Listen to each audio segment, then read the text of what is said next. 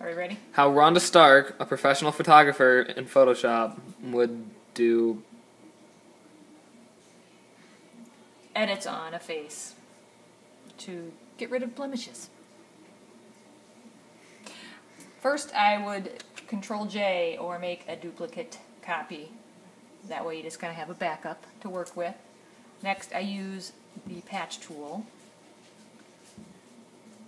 Circle the area you want to fix, drag it over. Just kind of do that on all the little areas. Ignore that.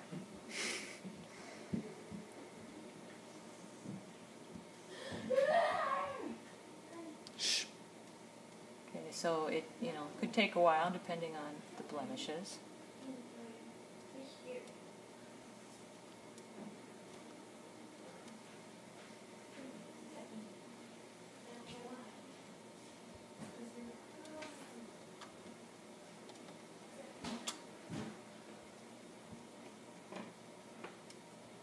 This is exciting, isn't it? Yes, it is. Another tool you could use is the clone tool. Clone stamp. Clone stamp. Right here. And how does that work? That works by you take your... Select the size of the brush. I like to use a soft brush. Mom, why do you spin so... Never mind, let's like ask you later. So select a soft brush. On larger areas, sometimes I will use this brush. And then you select where you want to clone it from by pressing down your Alt key and then clicking on that spot. And then go to where you want to clone it to and just start to slowly. And I'm using a Wacom tablet, so that will apply pressure. So the harder I press, the more I get. If I do it really softly, then I get a smaller brush size. So you can just keep moving it around. Let's say I want to get rid of this wrinkle. And you can tell my color is kind of off here, so I'll select it from a different area. And then sometimes to kind of clean that up, I will go back to the patch tool, and then that kind of blends those two areas together. Just until I think it looks right. There's a couple we missed.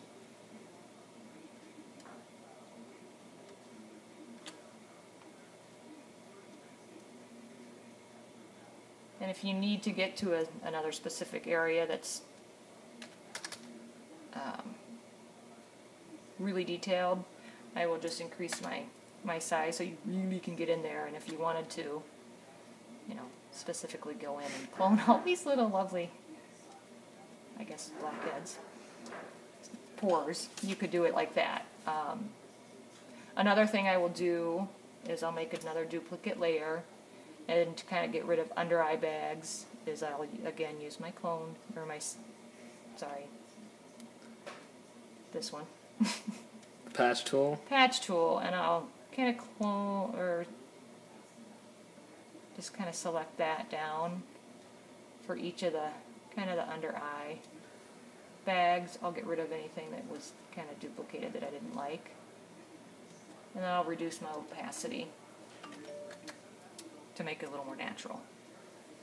So that is how I clean up a face. Obviously, I would still have a little work to do. Thanks, Mom. You're welcome. So how would you fix if someone had a face they didn't want in one place because they weren't smiling in a photo? How would you do that to transfer another face? I would, let's see if I can find an example.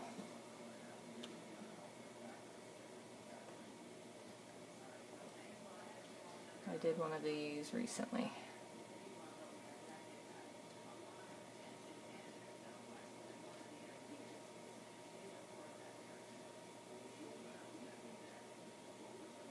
Alright, let me find it. No, it needs to go down here.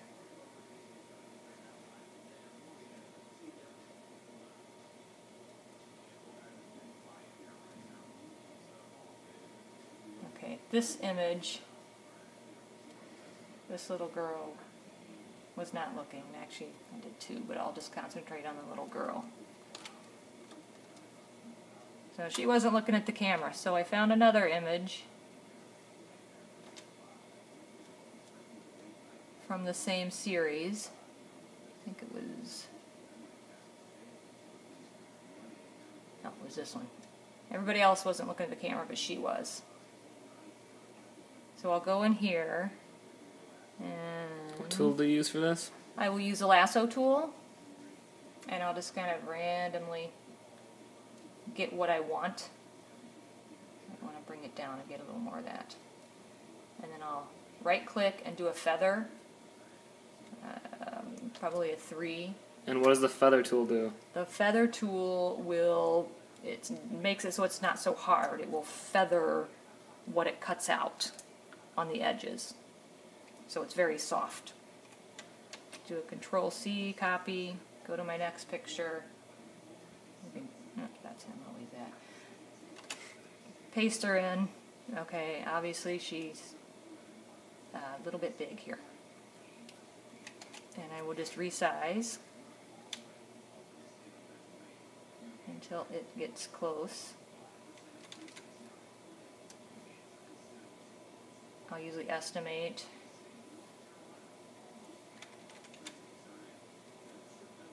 And then what I like to do is I'll set my opacity to, say, 50%, drag it over, try to line up see what lines up as close as I can. And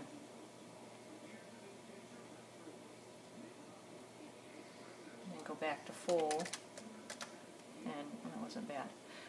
So this kind of looks pretty decent. I might need to just move that a little bit.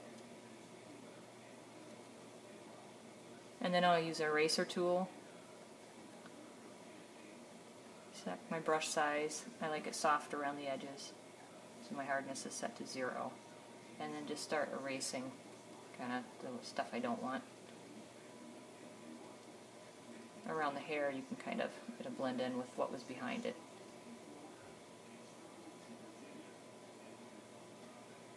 And actually that's not bad. Let me remove that bit. Yeah, I'll have to deal with that. And pretty much that's it. Now she's looking. Any other questions? Alright, no. Thank you for the interview, Rhonda Stark.